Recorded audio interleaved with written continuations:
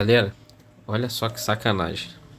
Fiz uma corrida daqui de perto de casa pro centro da cidade, São Gonçalo. Próximo ali o cemitério de São Miguel. Aí o passageiro pediu pra ir rápido, né? Porque ele tava atrasado pro trabalho. Fui rápido, pegando chuva, um vento do caramba, um frio. Eu esqueci de botar um agasalho melhor por baixo da capa. Aí fui adiantar o lado do passageiro, fui um pouco mais rápido do que o normal. E quando chegam no local, ele olha com aquela cara assim e fala: Ih, perdi o celular. Nisso eu perguntei, antes de iniciar a corrida, se ele iria precisar de troco, porque estava como forma de pagamento dinheiro. Eu sempre costumo perguntar se precisa de troco. Ele falou que não iria precisar. Aí depois que eu deixo ele no local, ele fala que perdeu o celular. Uma naturalidade. Aí eu falei, então vamos voltar, cara, pra ver se a gente acha. Aí ele falou, não, tô atrasado. Coloca pra próxima aí essa corrida. Sendo que ele já tinha uma pendência. Já tinha um valor pendente. Então, a corrida que ficou no total de 16,43 para eu receber, né? Eu não recebi nada. Eu botei zero, ele não me pagou valor nenhum. E olha só o que a Uber faz. Olha como que é a garantia. Coloquei aqui tudo explicando o que eu fiz, né? De onde eu busquei, onde eu levei. Informei que o passageiro não pagou nada, tal. Olha o que a Uber responde. Olha isso. Analisamos sua solicitação de ajuste de viagem. No entanto, notamos que esta viagem já recebeu um ajuste excepcional anteriormente. Portanto, não podemos fazer nenhum ajuste adicional. Recomendamos que nos casos em que o usuário não tem o valor total em dinheiro, utilize a ferramenta dentro do app. Tá. E o que eu utilizei? Eu utilizei a ferramenta disponível para nós. Aí o que acontece? A Uber desconsiderou tudo que eu fiz. Aí eu expliquei tudo certinho aqui o que eu fiz, né? Eu perguntei ao cliente se precisava de troco antes de iniciar a viagem. Ele informou que não. Ao encerrar a viagem, ele informou que perdeu o celular. Eu usei a ferramenta do Uber e coloquei o valor zero e encerrei a corrida. Porém, a corrida não foi paga ou reembolsada. Verifiquei o perfil. Na verdade, aqui eu quis dizer para ele verificar, né? Verifique o perfil e nota do passageiro. Isso já deve ser prática recorrente, pois havia já pendência na conta, o que sugere que ele fez outra vez. Aí eu botei, eu não posso trabalhar embaixo de frio e chuva, como está agora, e mais rápido, pois ele solicitou porque disse que estava atrasado e não receber por isso.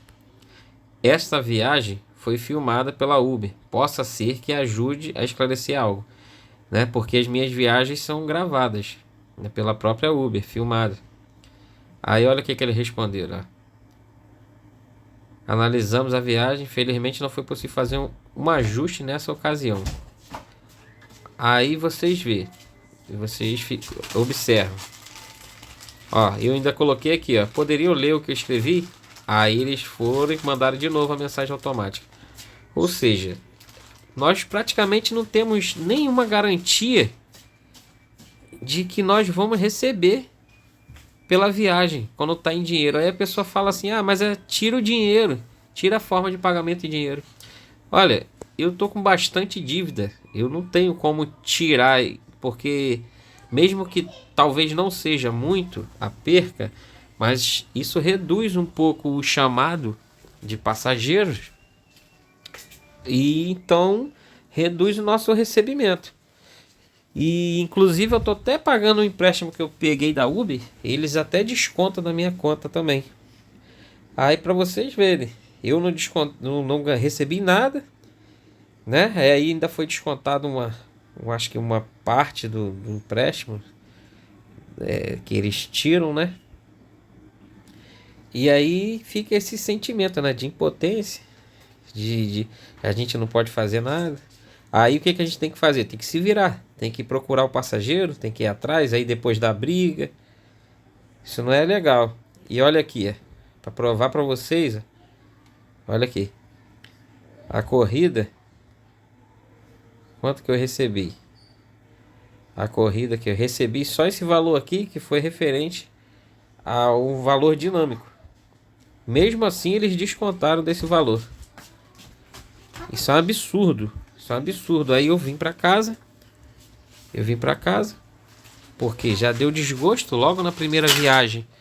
Aconteceu uma situação dessa. E chovendo muito. Muito frio, porque eu não me agasalhei bem por baixo. Das roupas debaixo da capa. Aí fiz só mais uma viagem. Essa outra aqui, como vocês podem ver. Essa de cima aqui.